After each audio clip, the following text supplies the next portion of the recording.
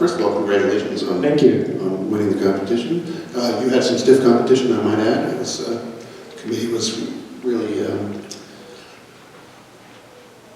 fraught trying to make a final decision. These things are always a challenge. It's wonderful to realize running a competition like this that there's actually quite a lot of good music out there.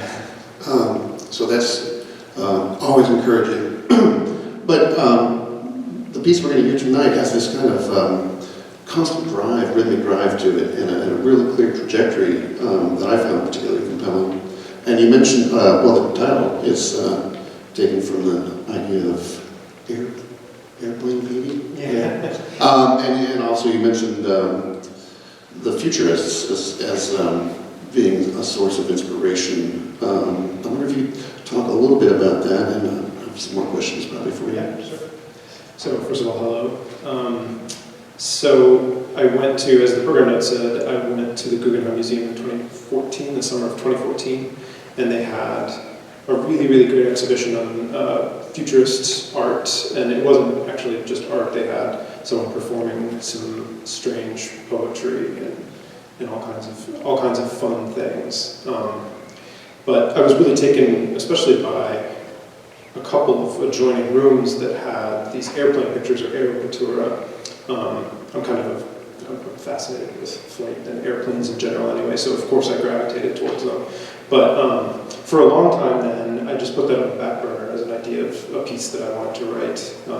And I took the opportunity last year writing a piece for the Imperial Ensemble in Davis, California.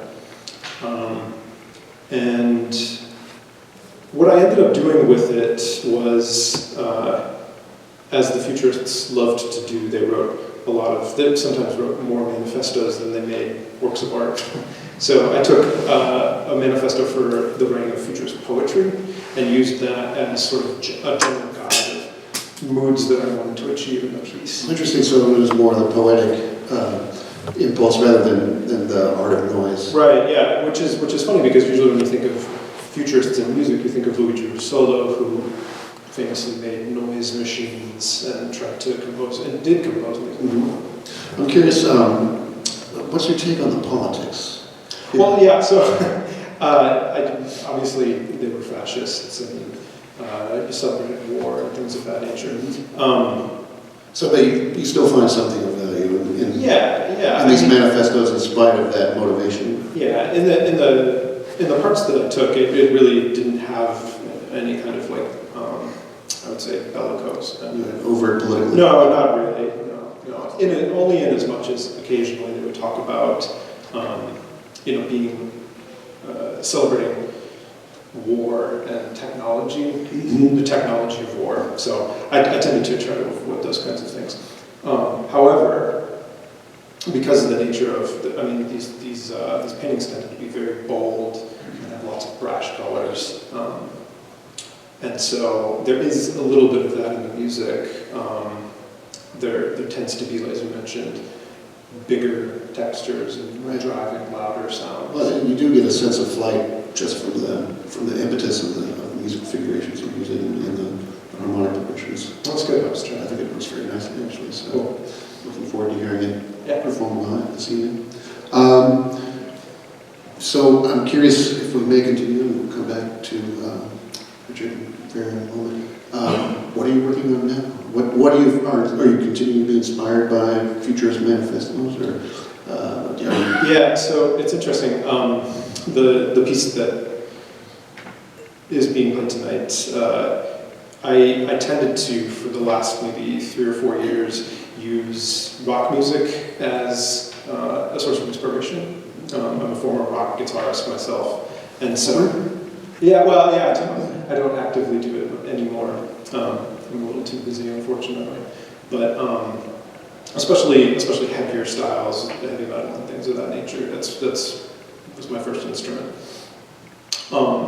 And so I had a teacher who encouraged me to really draw on that as a source of inspiration, and it turned out to work really quite well for me. So this piece has quite a bit of that.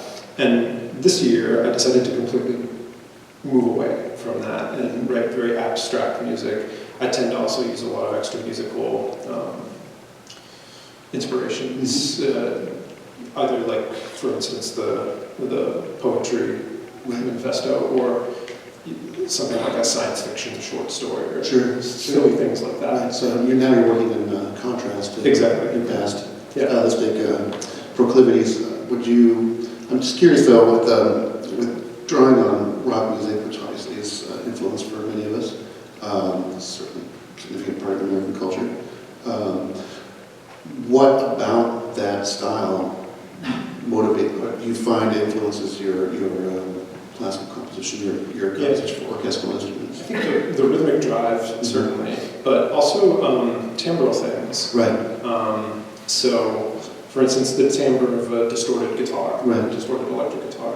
I try to emulate that in the bowed strings, for instance, or in the piano, lots of driving textures. Right, and in the particular subgenre you mentioned, there are a lot of sharp contrasts dynamically, and also changes of tempo. Right, exactly. So, yeah. Interesting.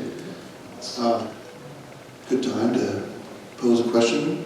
Yes, sir. I was wondering, Mr. Godsil, if you could perhaps say in what way a science fiction influence in your music might come about, how that ever did happen?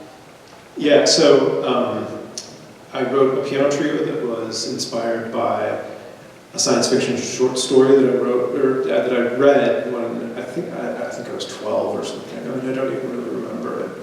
But the piece it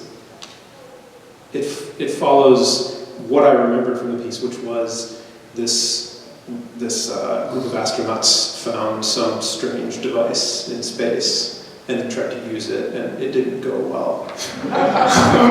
And so that's what the piece is. The music floats around, and then a new sonority is introduced, and then that sonority kind of infiltrates all of the music that had gone on, sort of like a disease, and then eventually makes the piece kind of run off the rails and crash. I wrote a lot of dark music in the last few years.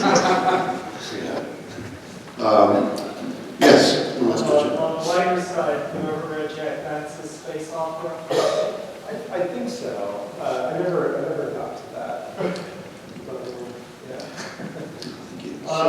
It could be inspirational. Okay.